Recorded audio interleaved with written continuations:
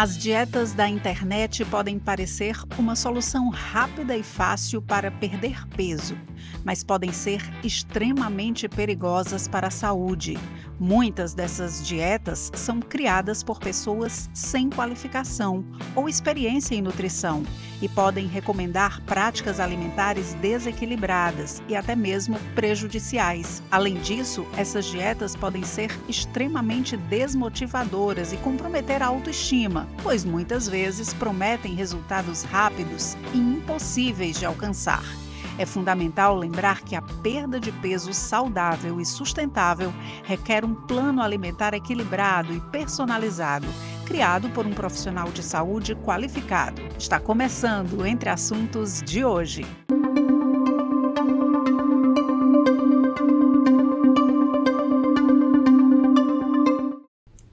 Aqui comigo no estúdio, a Pabili Flauzino, nutricionista e pesquisadora. Muito obrigada pela sua presença aqui com a gente. É uma honra e um prazer recebê-la aqui no Opinião CE, principalmente pelo seu trabalho de nutricionista desconstruída, que desconstrói muitos conceitos e preconceitos, mas que constrói uma nova mentalidade, novos conceitos e novos pensamentos sobre esse tema tão complexo de se falar, que é nutrição, que é alimentação, que é emagrecimento, que é, enfim, todo esse mundo de informação que envolve esse contexto da saúde. Seja bem-vinda, Pabili.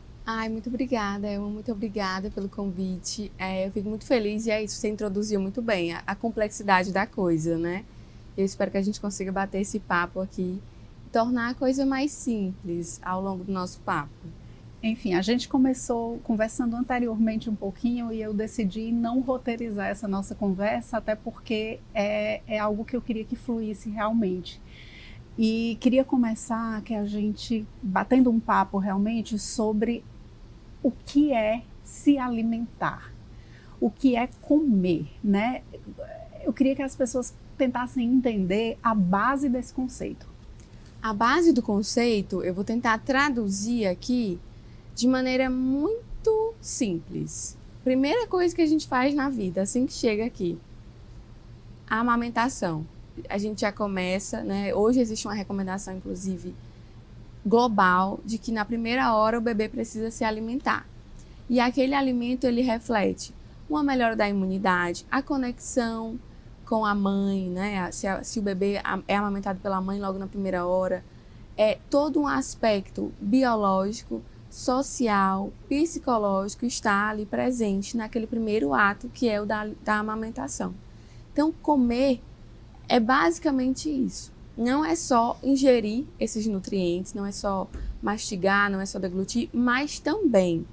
Então, a gente tem sempre que pensar na comida e no comer em todos esses aspectos amplos, no social, no psicológico, no mental, no cultural. Então, é bem amplo e bem complexo e não é só a ingestão de nutrientes. Eu acho que se a gente começar a pensar e a diferenciar isso e entender essa complexidade, a gente começa a ver que o comer ele é muito importante para todo ser humano. O que foi que aconteceu ao longo do tempo? Quais são os principais fatores que levaram as pessoas a se perderem aí nesse percurso, Pabili? Eu acredito que foi essa simplificação do processo, sabe? A gente foi perdendo, por exemplo, a habilidade de comer em grupos para começar a fazer dietas. Então, a gente começa a fazer dieta, eu começo a comer sozinha. Quando eu começo a comer dieta, eu acabo perdendo a minha base cultural alimentar para introduzir, muitas vezes, um alimento que nem faz parte da minha cultura alimentar. Então, a gente tem esse processo, né, de uma modernização da alimentação e com isso, né, a gente entra numa alimentação moderna, é mais rápida, é mais solitária, ela precisa ser mais ágil, ela precisa muitas vezes ser mais simples e aí com isso a indústria de alimentos ela proporciona, né, essa facilidade, então eu desempacoto e consigo almoçar rapidinho. Então eu acho que a gente vai caminhando num processo social mesmo para a perda desses hábitos, né, e dessa complexidade que a gente precisa para a alimentação. E aí a gente caminha para um aspecto que hoje é um ponto-chave, digamos assim, que é a questão do emagrecimento, da perda de peso. Você faz um paralelo entre esses dois pontos que desmistifica muita coisa e explica isso de uma forma muito didática e muito simples. Eu queria que você trouxesse esses dois, essa explicação, para que as pessoas pudessem entender que acho que o princípio, tudo parte daí. Sim. Né? Embora esse ambiente da alimentação e do mundo da comida seja bem amplo, a gente conduz a nossa conversa hoje aqui para essa questão do emagrecimento, porque, enfim, a gente tem que aí nichar para a gente conseguir trazer uma mensagem e trazer uma orientação para as pessoas que estão nos assistindo. Sim, e eu acho que isso aconteceu também, né? Um dos motivos pelos quais a gente vai perdendo essa complexidade do comer, porque a gente direcionou a comida para isso, para esse veículo em que eu posso chegar a esse corpo magro ou não. E aí existe essa diferença entre emagrecimento e perda de peso, né? O emagrecimento é quando eu perco realmente a gordura corporal, então são as células ali adiposas, o meu tecido adiposo, que ele vai ser reduzido ou enfim. E quando eu tenho perda de peso, eu tenho perda de qualquer coisa de montante no meu corpo. Então pode ser de líquido, pode ser de massa muscular, pode ser de qualquer coisa. Então o ideal quando a gente pensa em emagrecimento é realmente a perda de gordura e não de outros tecidos ou outras outras condições podem levar a uma perda de peso que não só, né, a restrição alimentar. E aí a gente vai entrar agora num campo, digamos que um campo minado. A gente vive numa era que não dá mais para separar a tecnologia do nosso dia a dia, né? E aí vem um bombardeio de informações de todos os níveis, de todos os parâmetros. Não vamos aqui crucificar a internet, nem anjos e demônios, não é esse aqui o propósito, mas a gente sabe que é um ambiente onde tem informação de qualidade e informação que não é de qualidade também. E um público sedento por informação, mas que não foi educado digitalmente para filtrar isso e para entender aonde se posiciona dentro desse ambiente. E aí é um campo minado de fato e uma loucura, né? Você chega a consumir esse ambiente de busca por saúde e você acaba adoecendo por conta disso.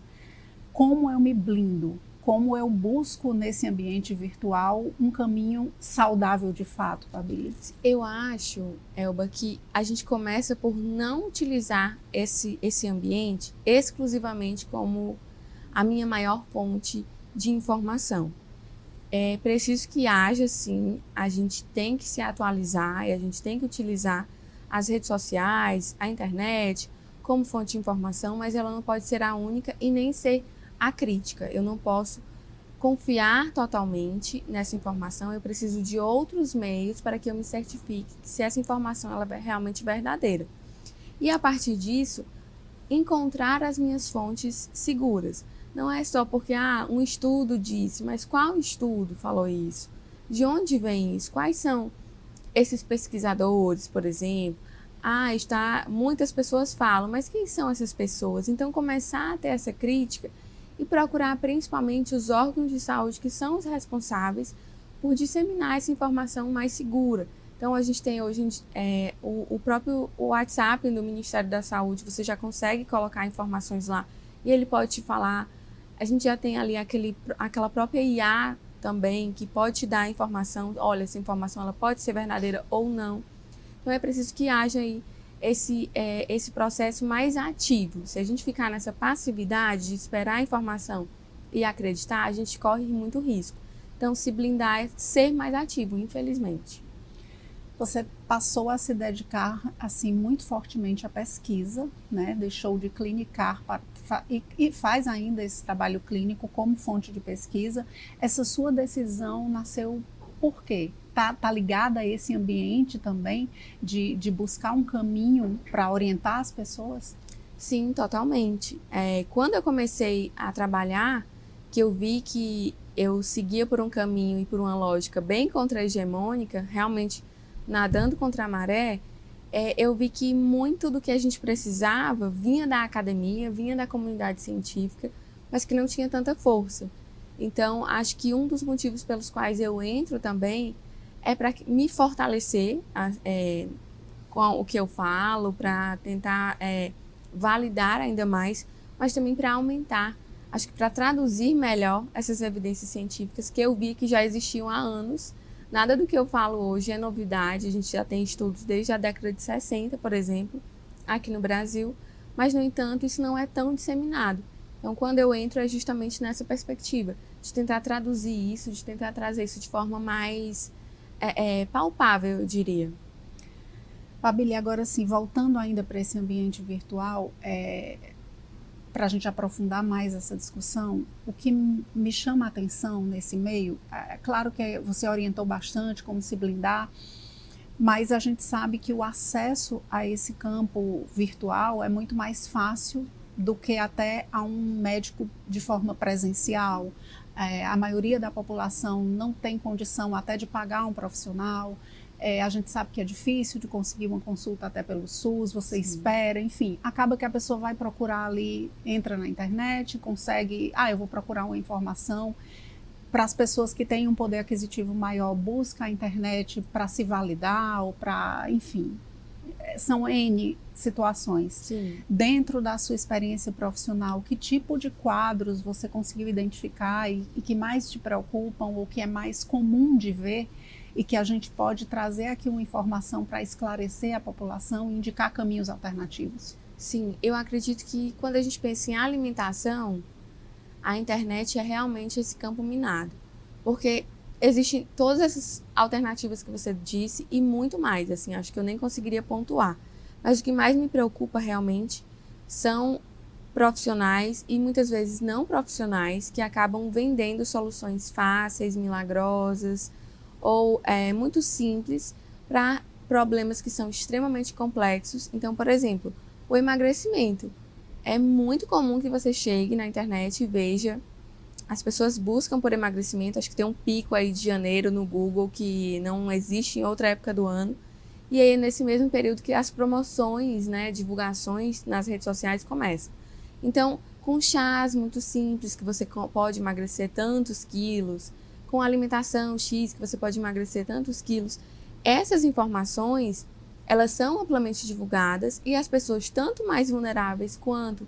E aí eu acho que o poder aquisitivo não influencia de maneira tão importante, porque as pessoas acabam caindo, porque a solução é muito simples e essas pessoas são muito persuasivas quando vendem. Então, é voltar para isso, né? Se você tem um problema complexo, principalmente de emagrecimento, e até agora você não conseguiu resolver esse problema, não vai ser um próximo chá, não vai ser uma próxima dieta que que corta tal alimento, que faz isso. É preciso olhar para cada caso individualmente. E aí, se a gente tem essa indisponibilidade, o ideal é que a gente procure, então, por meios, principalmente de profissionais mais sérios, mas a gente recorre também aos órgãos que são os principais responsáveis por disseminar saúde, e, enfim. A gente não tem um órgão responsável por disseminar, por exemplo, o emagrecimento, mas a saúde nós temos. E nós temos, por exemplo, o Guia Alimentar para a População Brasileira, que ele é veiculado na rede social, na internet, ele é gratuito, ele é de fácil acesso, as pessoas podem baixar esse guia e lá elas seguem as recomendações, inclusive para ter uma boa alimentação, para como melhor gerir, inclusive, e não cair nessas propagandas enganosas, se organizar. Então, eu tenho que ter uma base de alimentação in natura. Eu preciso, então, entender quais são os meios que eu tenho para comprar, se eu tenho em feira, se eu tenho a xepa da feira, se eu tenho no mercado que tem um dia de promoção. Então, são essas coisas que a gente precisa começar a olhar para a informação de órgãos responsáveis. Há sempre aquela perguntinha que é comum, você se depara com uma amiga que você não vê há muito tempo e emagreceu. Aí você olha e diz, nossa, como você emagreceu, o que foi que você fez? E aí a pessoa, eu fiz isso, vou fazer também. As pessoas ainda continuam achando ou tentando entender, ou achando que é uma receita de bolo e que você coloca e mistura ali aqueles ingredientes e toma e acontece. Sim. Né? Não é assim, não é isso, Fabília? Eu acho que as pessoas precisam ter essa consciência de que esses milagres, entre aspas, eles não acontecem. Saúde não é brincadeira. Obesidade é um problema de saúde, é uma doença, precisa ser tratado como tal. Não é brincadeira você lidar, tá aí inúmeras situações de pessoas que sofrem preconceitos, agressões, violência, porque tem muito além do emagrecimento. Sim. É uma questão que lida com questões emocionais sérias. Eu queria que a gente conversasse um pouco sobre isso, porque as pessoas taxam muito, rotulam demais e acham que é simples e fácil, é uma questão de querer e tá tudo ok, porque fulano conseguiu, eu não consegui, eu sou fracassado. Então, assim, não é bem isso, né? É bem mais profundo. Sim, totalmente, né? A gente ainda trata hoje, enquanto sociedade, o emagrecimento como essa questão de mérito pessoal. No entanto, isso não acontece de maneira nenhuma. O emagrecimento, tem uma base totalmente biológica. A gente pensa em questões mesmo cerebrais para controle de peso. E por vezes algumas pessoas conseguem esse emagrecimento, mas aquelas que conseguem esse êxito e esse sucesso, emagreceu e manteve esse peso perdido, elas são uma exceção.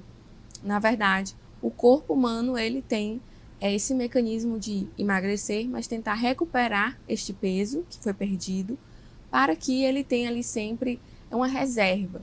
Então, biologicamente, nós somos biologicamente programados para essa gordura corporal, digamos assim. E as pessoas hoje, né, que têm esse excesso de gordura corporal, muitas vezes se associa a comer demais e se exercitar de menos. Quando nós já sabemos que hoje muitos fatores levam as pessoas a adquirirem a quantidade de gordura corporal. Um dos motivos clássicos, assim, por exemplo, uma mãe que na sua gestação tinha desnutrição, tem muito mais chances de ter uma criança que tem obesidade e essa criança se tornar um adulto com obesidade. Então, esse é um fator, por exemplo, extremamente comum, mas que não se fala. E geneticamente, nós temos pessoas que são predispostas a terem mais células gordurosas desde que nascem e são crianças, pessoas adultas e gordas, e não há tratamento para isso. Tanto é que a gente vê que a OMS precisou colocar, né, esses corpos gordos com um diagnóstico de doença, chamou de obesidade, para que as pessoas parassem de ser julgadas e para que as pessoas vissem o quê? Que não é por falta de mérito, não é por falta de esforço, é porque realmente existe uma condição crônica que não permite que essas pessoas emagreçam. Ou que se emagreçam, um peso perdido muito pequeno, que não faça elas chegarem a um corpo magro. Então, existe sim essa relação de saúde, a gente tem um risco mais aumentado, mas também pessoas magras têm um risco aumentado se não fizerem exatamente o que a gente pensa, né? Que é uma alimentação adequada, uma atividade física, manutenção, né? Uma estratégia de enfrentamento desse estresse. A gente sabe que hoje isso é quase um privilégio fazer tudo isso. Mas pessoas gordas e magras, quando têm acesso a esse tipo de comportamento, elas reduzem o seu risco. Então é preciso que a população comece a entender isso, que muitas vezes esse peso, ele precisa de tratamento, ele não vai ser reduzido totalmente, mas a pessoa gorda pode estar sim em tratamento e não é demérito nenhum. E aí a internet, ela potencializa isso numa escala absurda, porque a comparação, ela vem e além da questão fisiológica, né, da pessoa ter uma condição ali dentro desse processo, vem as questões emocionais, porque Sim. Aí você tem um outro adoecimento que é o adoecimento mental. Sim. Você sofre uma violência, você vive num ambiente tóxico e você ainda tem que enfrentar, enfim, uma gama de situações que você, enquanto nutricionista, enquanto profissional de saúde e pesquisadora, deve ter aí um arsenal de casos e situações, porque você também trabalha muito nesse sentido de defesa disso, inclusive cria conteúdos nesse sentido de conscientização. É um cenário bem caótico. Sim, totalmente. A gente teve agora, mais recentemente, no começo de fevereiro, uma publicação de uma revista científica, uma das mais importantes do mundo, falando justamente sobre isso, né, para tentar reduzir o estigma desses corpos, para tentar levar em consideração principalmente o efeito da discriminação, do preconceito ou da gordofobia, como a gente chama, na vida de pessoas gordas e também na de pessoas magras, de alguma maneira isso impacta, né? É como se a gordura corporal ela sempre estivesse ali, nós tivéssemos que estar sempre fugindo, né? Quem está magro tem que estar sempre fazendo alguma coisa para não chegar à gordura e quem está gordo tem que estar sempre fazendo alguma coisa para chegar nessa magreza. E não é bem assim, né? E esse processo ele pode ser extremamente adoecedor. E principalmente quando a gente pensa na rede social.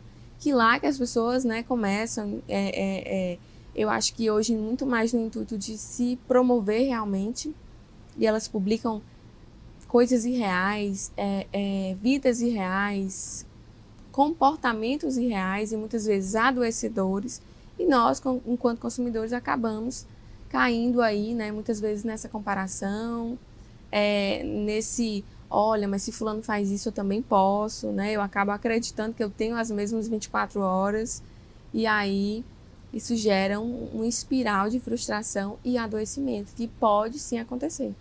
E aí vem a parte dos profissionais ou não profissionais que acabam gerando ainda mais confusão, porque aí vai para a pessoa gorda, para a pessoa magra, para a pessoa em processo ou não, você chega ali num conteúdo digital e, porque a margarina não pode ser consumida. Aí o outro vem lá e diz, não, margarina pode ser consumida sim. Aí o outro, porque o refrigerante sem açúcar tem isso, com açúcar tem aquilo outro, porque isso faz mal, se você comer isso você morre, porque salsicha isso, porque o enlatado isso, aquilo. Enfim, pode ou não pode? O que é que de fato vai te matar, o que é que vai te fazer viver? É tanta informação contrária que cria-se um pânico geral e você, no fim das contas, não sabe o que fazer. Sim. Eu sempre brinco que eu falo o seguinte, que os nutricionistas, principalmente, profissionais ou não profissionais, eles precisariam marcar muito bem para quem eles falam.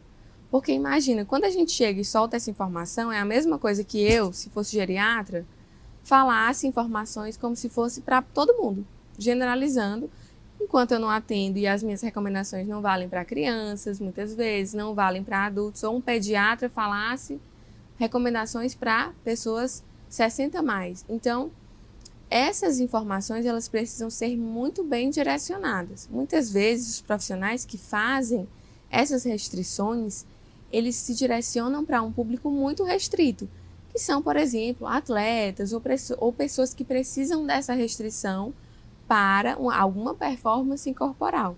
Mas como essa marcação não é feita, isso generaliza e eu acabo acreditando que eu não posso, por exemplo, comer um carioquinha, sendo que eu não tenho restrição nenhuma, mas a pessoa que está lá numa dieta que precisa fechar realmente, né, zerar a gordura do corpo para uma performance, ela precisa dessa recomendação.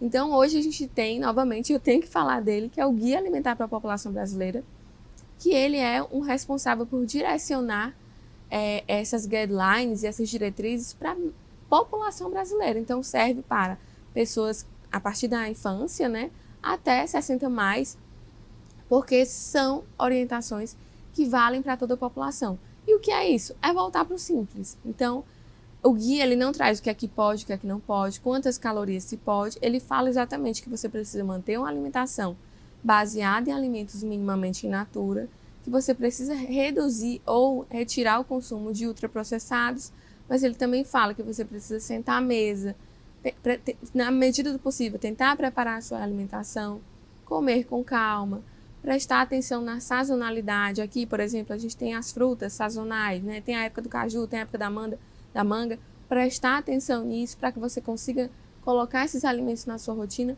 Então é muito mais simples do que a gente imagina. Não tem essa restrição toda, sabe?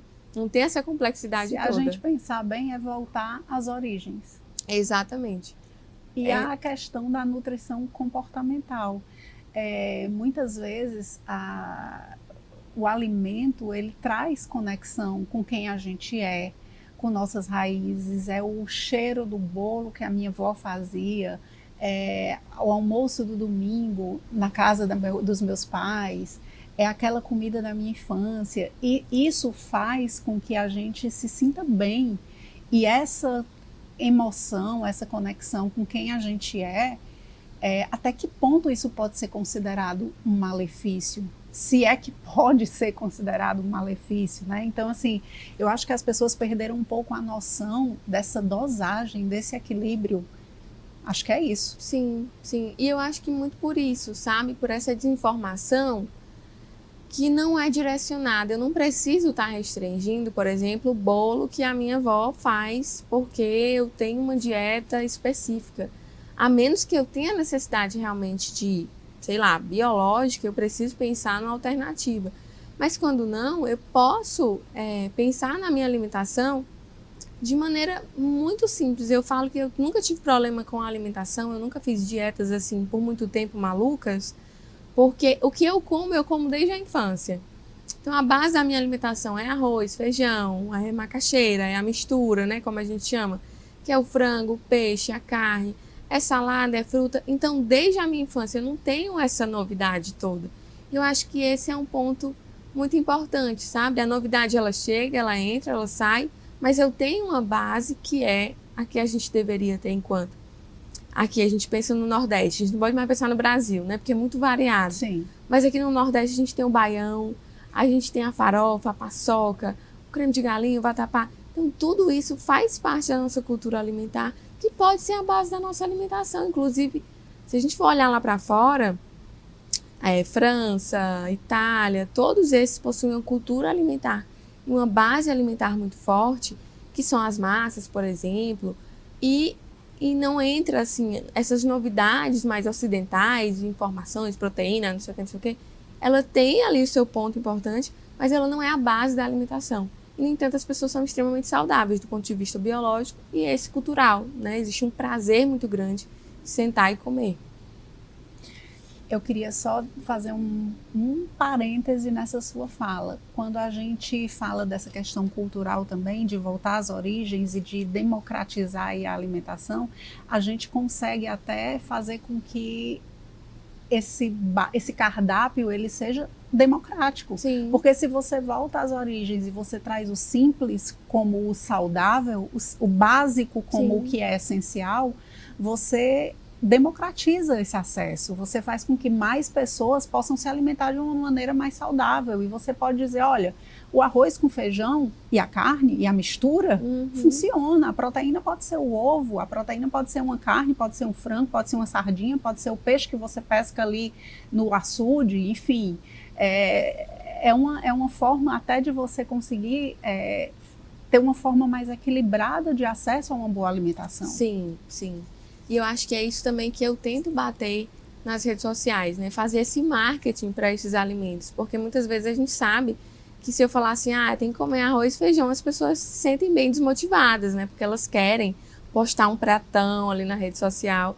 Mas isso é o que funciona, né? Isso é o que faz com que a nossa alimentação seja, por exemplo, elogiada no mundo inteiro, né? E principalmente do ponto de vista nutricional. É uma alimentação completa.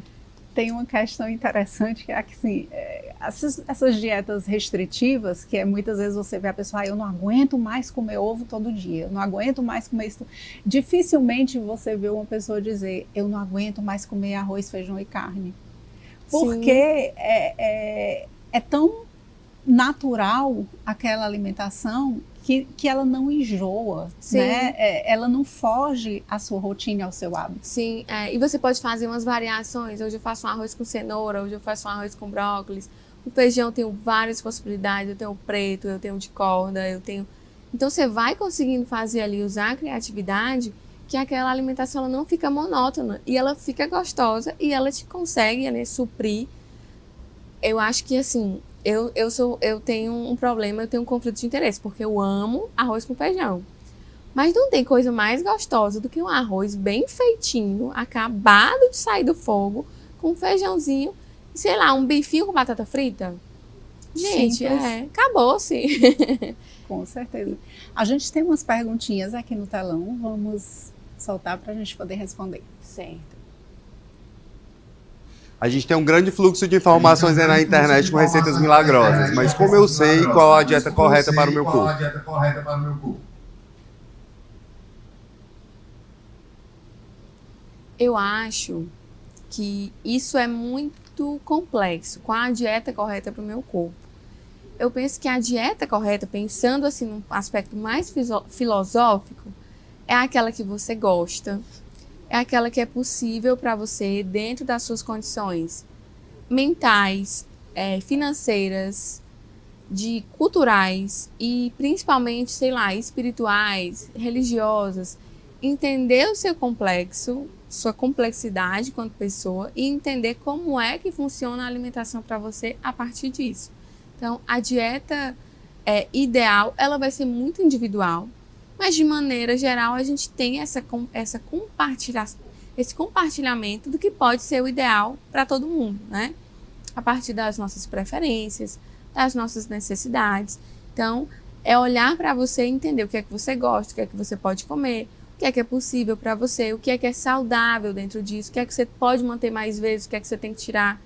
Então, é bem mais complexo dizer assim, olha, você segue tantas calorias, sabe? É mais complexo do que isso.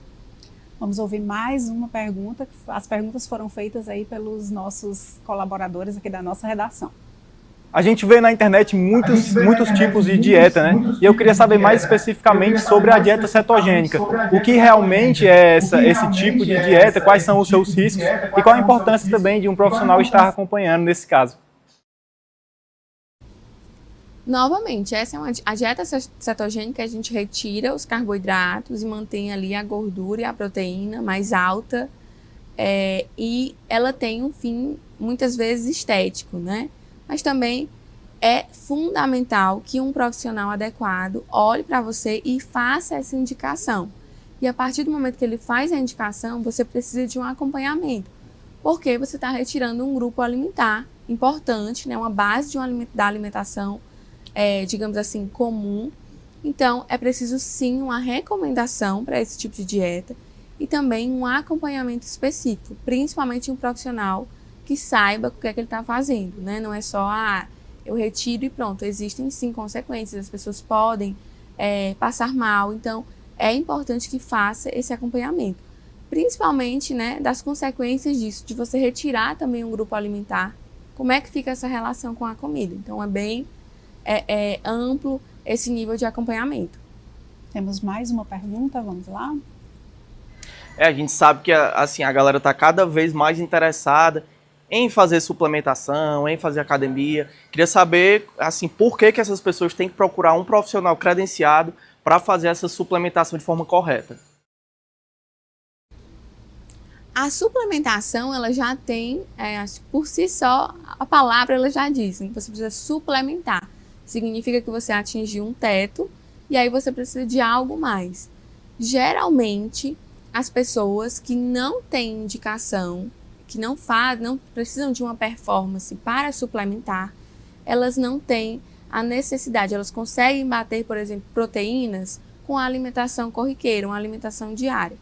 É preciso um profissional para que ele avalie o consumo diário, a sua necessidade ali, sei lá, seu interesse, eu preciso de hipertrofia. Por vezes, a alimentação diária, ela consegue fazer isso. Eu só preciso de uma suplementação quando eu atingir o teto e aí eu realmente me beneficio. Caso contrário, você pode estar gastando aí seu dinheiro de forma desnecessária e aumentando talvez um risco, né? Às vezes as pessoas colocam aí mais de 2 gramas de proteína por quilo de peso por dia. Isso pode sim, cronicamente, acarretar problemas renais. Então, é preciso que a gente tenha a busca por um profissional para que eu olhe o que eu faço, o que eu já como e se eu preciso de fato dessa suplementação. Agora você tocou num ponto que é muito, muito importante a gente reforçar. A busca pelo profissional, como ela deve ser feita, né? Como é que esse alinhamento deve ser feito, como é que eu devo, o que é que eu tenho que atentar na hora de buscar esse profissional, né? Eu acho que fundamental, hoje em dia, muitas pessoas procuram por profissionais pelo número de seguidores, né? E isso, olha, pode ser uma furada, porque tem muita gente com muito seguidor que não presta um serviço de qualidade, até porque uma coisa não tem nada a ver com a outra.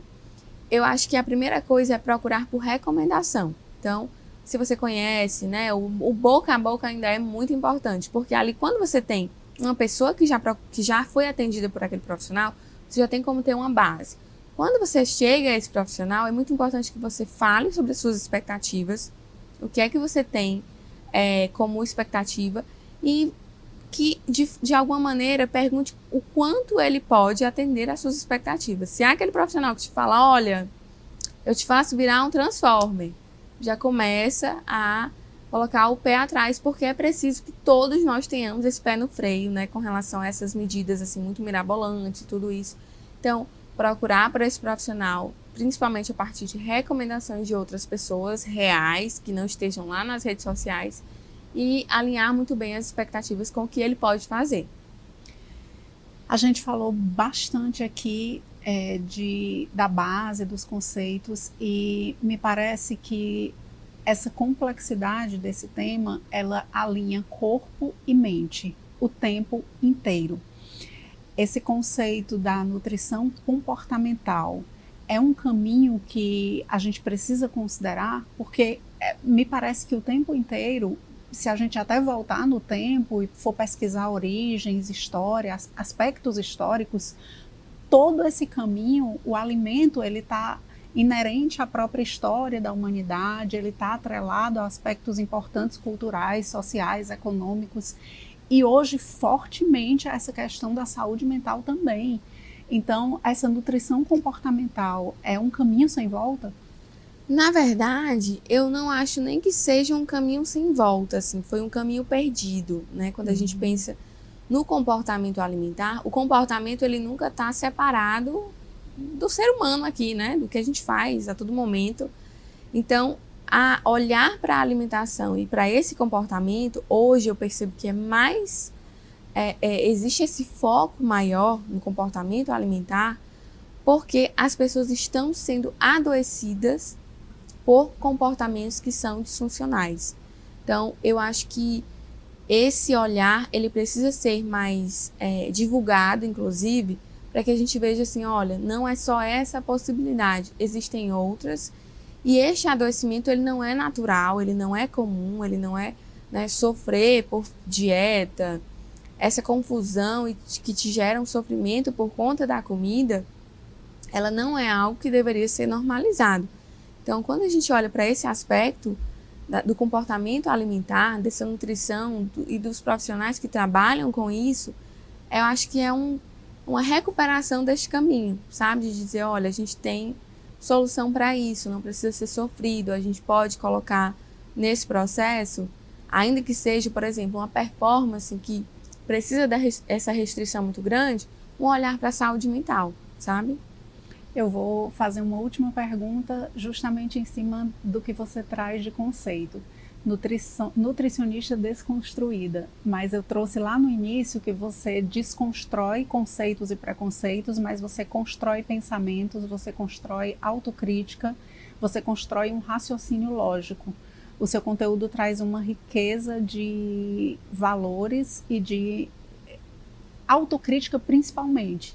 Então, o que é que você deixa de mensagem para as pessoas no sentido do que você constrói e não desconstrói? Ai, obrigada. Eu acho que essa possibilidade, sabe, da gente olhar para a comida de maneira mais ampla e de maneira não sofrida, porque eu sinto isso, sabe? Ontem eu estava conversando com uma amiga, ela falou assim, nossa, há 10 anos eu não olhava para a comida e sentia prazer. Eu sempre olhava para a comida e eu sentia culpa, e eu sentia aquela vontade de não estar comendo porque eu não queria aquela comida, eu não queria parecer fraca diante da comida. Então, eu sinto que esse não é um pensamento incomum. Eu acho que muitas pessoas sofrem com relação à comida, muitas pessoas sofrem com relação ao corpo, muitas pessoas sofrem, né, com esses dois casadinhos assim, e ainda normalizam esse tipo de situação. Então, eu acho que o que eu gostaria de trazer com o meu conteúdo é justamente isso, é mostrar que existe esse caminho do meio, que a gente não precisa estar nos extremos e que esse caminho do meio é possível, sim, de maneira democrática, de maneira que respeite a sua totalidade, de maneira que respeite o seu corpo de hoje, não o que você já teve ou o que você vai ter. Eu acho que é isso que eu gostaria de construir, além de desconstruir. Como é que as pessoas podem te encontrar e quem você indica como profissionais adequados para atendimento? dá um norte para quem quer construir aí esse caminho do meio. Sim, eu estou nas redes sociais como Nutri Desconstruída, no Spotify, no Instagram. Eu sou mais ativa nessas duas redes. E eu acho que para indicação existe um Instagram que chama Saúde Sem Gordofobia. E lá elas têm um leque de profissionais que trabalham desde pediatria até a geriatria, que tem uma perspectiva um pouco mais humanizada, eu diria. Eles têm várias possibilidades de profissionais. Então, quem tiver interesse em buscar um atendimento, né, seja com foco no comportamento alimentar ou de maneira que não se centralize no peso corporal, esse é uma boa conta para buscar lá todos esses profissionais. Agradeço demais as suas explicações, a sua vinda aqui ao Opinião CE. Seja sempre bem-vinda, nossa casa está aberta para você. Parabéns pelo seu trabalho mais uma vez e muitíssimo obrigada. Obrigada, eu que agradeço. A gente fica por aqui e até a próxima.